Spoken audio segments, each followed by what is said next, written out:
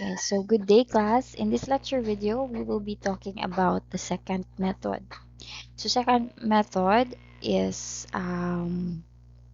similar to the previous methods na itong i-discuss. Ang iyahang aim is similar. It is to solve or to find the root of equation in the form f of x is equals to 0. So pangitawon lang niya ang root or ang root ana nga function. So the same siya og aim sa mga previous algorithm na ako ang discuss. So basically, the second method works, no? If f of x is continuous and differentiable. Why? Well, it's because kani nga mga klase nga mga algorithm, as you may have noticed, it is iterative. So, point by point sila identify sa ato ang function. If kana nga function is naay buslot or na siya whole or di siya continuous, no? Di niya makuha, di siya for example, mura siya o di siya kapadayon. It's because walay agianan kung tanawon kung if ato siyang inganaon pag sabot no mura siya og di kapadayon because na may hole sa iyang agianan. Kay point by point man siya sa function mangita og solution. Also, the second method should have a point near the true solution. So, pasabot ana, since, again, point by point man niya i-evaluate ang atong function to know if that point is a true solution. If, for example, kana nga ato ang given na ang ato ang solution is walay tapad na point, no? Of course, di na niya makita. Kaya mura man na niya, sa ato pa mura siya path, mura siya og kalsada. Nga, mo iyang isa-isahon og tan-aw. If ka kalsada na ibuslot or ka kalsada hindi maagian or naputol, so di na siya kapadayon. So nga na ang ato nga na ang mga klase nga mga algorithm ang usually makasolve sa kaning ani nga form of uh, problem wherein we will find the root of this function. So how does the second method work? So man siya. So it first may ginanglan ta og two initial points, si x sub 1 and si x sub 2. Okay, so this is a sample illustration lang. For example, mo niya ito ang, kung i-graph na to sa f of x, mo niya yung itsura. Okay, now we will select two x values. In this example, kani ato ang mga x values. Kamoy mag-decide na actually, kamoy mo hatag kung sa nga x values. It could be anything. Now, the next step is to get the f of x sub 1 and f of x sub 2. Basically, pangitaw na to og aha nagline nga mga x value sa ato ang f of x. Aha sila makita sa ato ang f of x.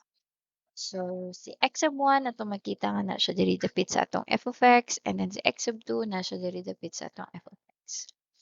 The next thing is to form the second line using these 2 points found in our f of x. So, munang second line ng iyahang name. The method uses the second line. Kaning second line karon will be used to find the next value of x. So, in this example, we have x sub 3. Muni ang atong nakita given ang kaning second line. No? Basically, second line is just kaning line nga atong ma-form given the 2 points. So, si f of x sub 1, si f of x sub 2, gimuan na itong line. And kung ahat na ang line mo land sa atong x-axis, no? Aha siya ni cross, muna na siya karon. Katong nga point kung aha siya ni cross, muna to karon ang ato ang x sub 3. Now, how? So, man na ito ni pagbuhat og second line. So, basically, di na mo kinang mabuhat og second line. Ang inyo na lang buhaton is to follow this formula. Ang buhaton na niya is to find the x sub 3 or the next x value given the two previous x values. Mura na siya. So, makita na to, mag-need siya sa atong x value, mag-need po siya sa ato ang f of x, ana ang value. Okay? So, kani siya, this is for this example, but generally nga ni gini siya. Since ang second method and all the previous method discussed is an iterative method, so kada iteration magkuha tag new value sa x. Kaning new value sa x atong i-identify if duol ba siya sa atong true solution. Na pwede na nato siya ma-assume na pwede na din nato ma-answer.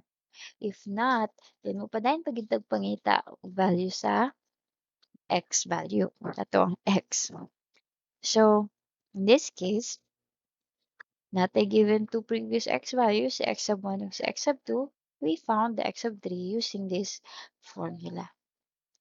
Okay? Now, next is, we will use this x sub 3 since atong nakita, layo pa man siya sa true solution, diba? So, di pa nato ni ma-assume na kani sa x sub 3 ang answer. So, ang atong buhaton, gamiton nato ang two previous points na atong nakuha. So, as you can see, nakakuha naman ta sa x sub 3. So, matawag na nato siya nga previous point. And also, we have x sub 2, which is the closest sa ato ang x sub 3.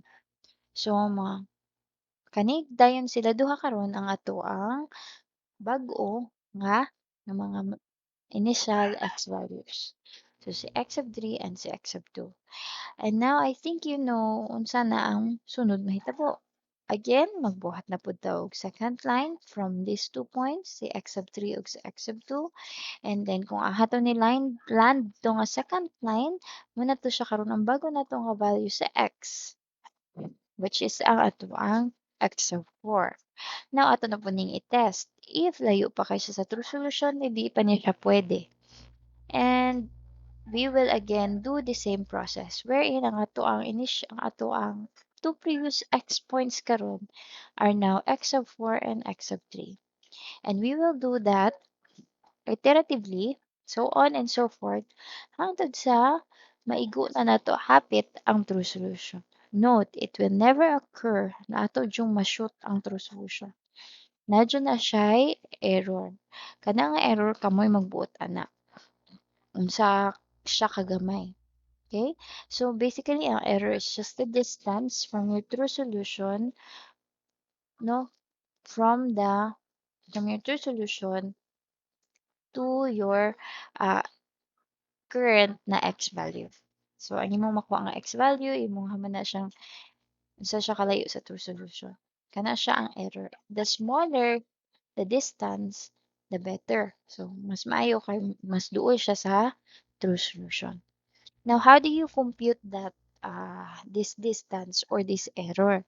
So, pwede mo gamit atong akong na-discuss na in the previous lecture video. You can use these two methods, the relative error and the tolerance in f of x.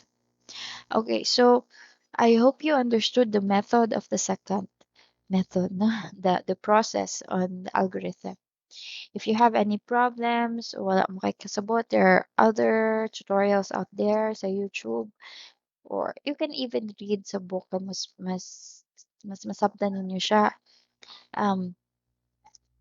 Masabtan ninyo siya if on the mga sa libro. Okay. So again, daghan siya available na pwede ninyo magamit as another way, no, nga maka-learn mo sa process much better. Okay, so what is the advantage of the second method? The second method, unlike the Newton method, doesn't deal with derivative. So, mas tsara gid siya kay di na mo kinahanglan mo kuha pa og derivative ana nga function. And also, second method is fast. So, di siya nga nakahinay. Again, kay paspas man siya. And also, siguro na maka-factor po na ang process where hindi na kinahanglan magngita pag derivative. And third is that pare-pareha ra sila ni Newton method if ang duha ka point ni second method, ang duha ka previous point is duol from each other. So, mura ra gihapon siya og pareha sa Newton method. Diba? Okay, so that is all for for my explanation of the second method. And if you have any more concerns or questions, pwede mo contact sa ako and see you on the next lecture video.